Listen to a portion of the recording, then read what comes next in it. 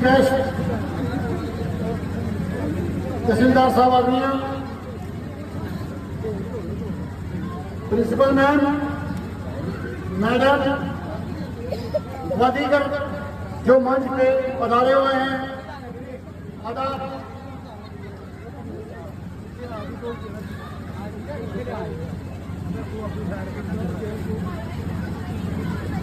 वाजिबुल एहतराम मेरे आदमियां, ये सरकारी इंतजामिया, सफाई इंतजामिया, गयूर माजून, प्यारे तलबा व तलबात, आज हम सब यहाँ भारत के क्षेत्र में यौम जमहूरी की तकरीब में इकट्ठे हुए हैं।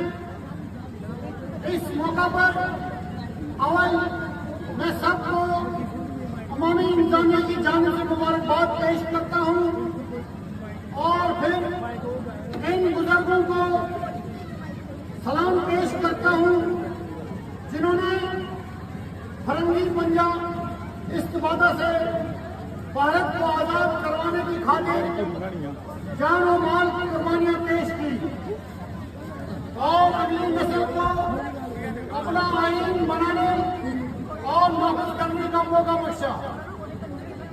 और ये दिन देखने के लिए लगभग 90 साल मुतवातर हमारे इस्लाम ने मुसीबतें बर्दाश्त की, हर किस्म की अजीबें सही। 1857 से लेकर 1947 तक पूरे जनूब एशिया में क्या क्या जुल्म व सितम न हुए, इस नीले आसमान में क्या क्या नहीं देखा, इस धरती में कितने गयूर बेबस बेघर व कफन होकर रह गए,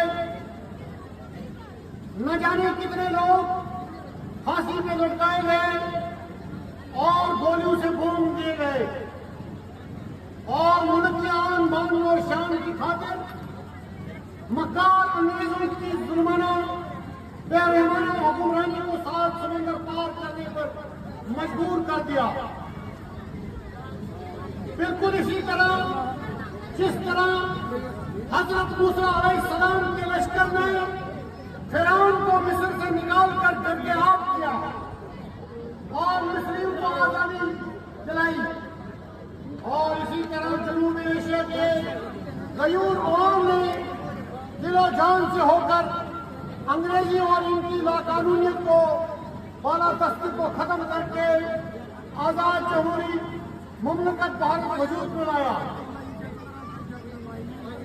इसके फौरन बाद जो पहला काम था वो ये कि मुमलकत खुदादार की क़यादत में एक दानिश्वर की कमेटी ज़ेरे परस्ती श्री भीमराव अम्बेडकर को तश्कील दी। मैं उनको सलूट करता हूँ। वो आपके वो इस मुल्क का निजाम चलाने की खातिर एक आईन मुरतब करें जिसमें मुल्क के हर शहरी जिंदगी के हर शोबे में बराबरी का हक दिया गया है। 3 साल की लगातार मेहनत के बाद मुकम्मल होकर यह आईन 26 जनवरी 1950 को नाफिज अमल करार लाया गया।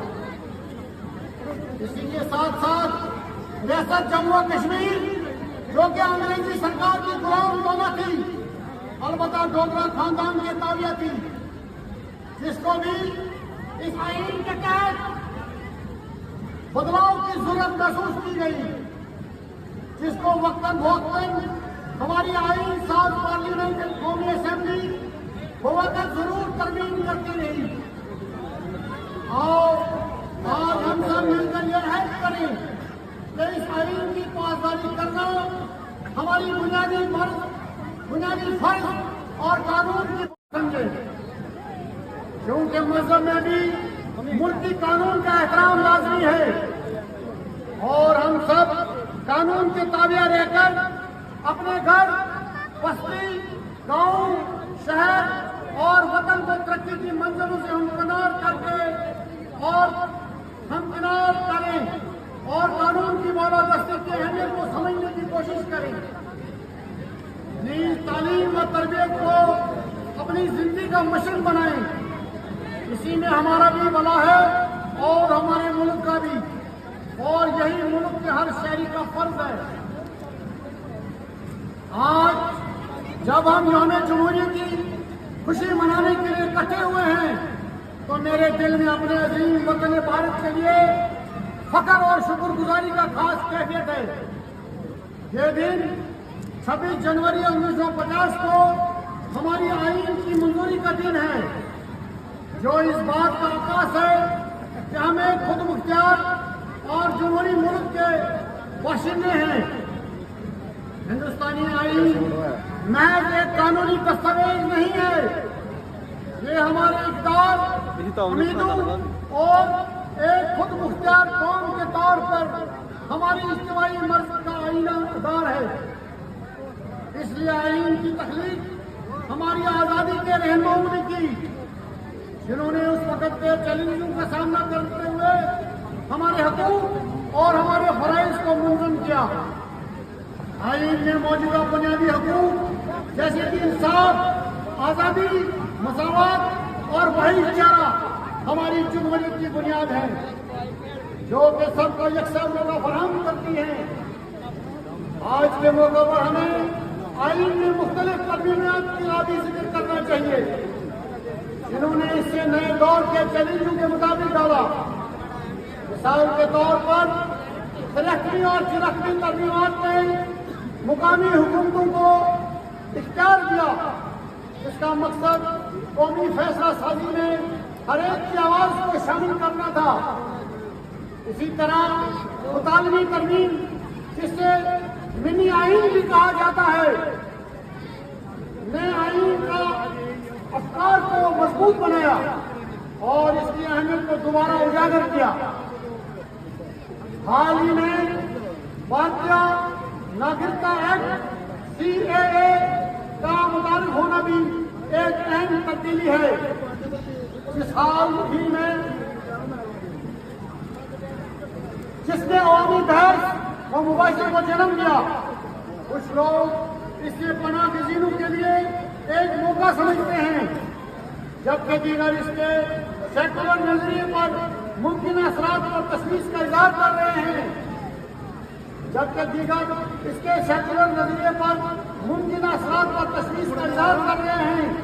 हमें इस बारे में तामीराती गुफ्तगू करनी चाहिए, जो कि आईन में बयान करदा उसूलों की रोशनी में हो, ताकि हर शहरी के हकूक़ का तहफ़्फ़ुज़ किया जा सके और हर एक में गुलामी का एहसास पैदा किया जा सके। मजीद ये कि भारतीय नागरिकता एक्ट जिसे अज़म हमें ये याद दिलाते हैं कि हम सबको अपनी जिम्मेदारियों का ख्याल रखना चाहिए। ये एक्ट शहरियों के हकूक़ और फ़राइज़ को नुमाया करता है, जिसका मकसद अवामी शफाफियत, शहरी शमूलियत और बाइख्तियार मेंबरों का फराहम करना है, जो कि हमारी जमहूरियत की बुनियाद को मजीद मजबूत बनाता है। आज के इस मौके पर आए हम सब ये अहद करें कि हम आईन की रूह का एहतराम करेंगे और एक ऐसा भारत की तामीर में अपना हिस्सा डालेंगे जो कि हम आहंगी, तरक्की और इंसाफ के उसूलों पर कायम हो। आए हम यौम जमहूरियत की इस तारीख, इस तकरीब को एक नए अज़म के साथ गुजारें, अपने आईन की आज़मत को याद रखते हुए और एक ताकतवर और खुशहाल भारत के लिए काम करते रहें। मैं चंद शायर आपके सामने रखता हूँ। रिश्तों दीवार और घर तेरा भी है और मेरा भी, रिश्तों दीवार और घर तेरा भी है और मेरा भी, मत चला इस घर को ये तेरा भी है और मेरा भी, मत चला इस घर को ये तेरा भी है और मेरा भी। क्यों लड़े हम आपस में एक एक संगे नींद पर, क्यों लड़े हम आपस में एक एक संगे नींद पर, इसमें नुकसान सबर तेरा भी है और मेरा भी। मजा है मरने जीने का इन्हीं खतरों के दामन में, मजा है मरने जीने का इन्हीं खतरों के दामन में। रगों में हौसला और हौसलों में जान पैदा कर, रगों में हौसले और हौसलों में जान पैदा कर। न हो माहौल से मायूस न हो माहौल से मायूस की दुनिया खुद बना अपनी नई किश्ती, नई आंधी, नए तूफान पैदा कर। इसी के साथ मैं एक बार तमाम अर्निया के लोगों को मुबारकबाद पेश करता हूँ। जय हिंद। ओके, खुदा हाफिज़।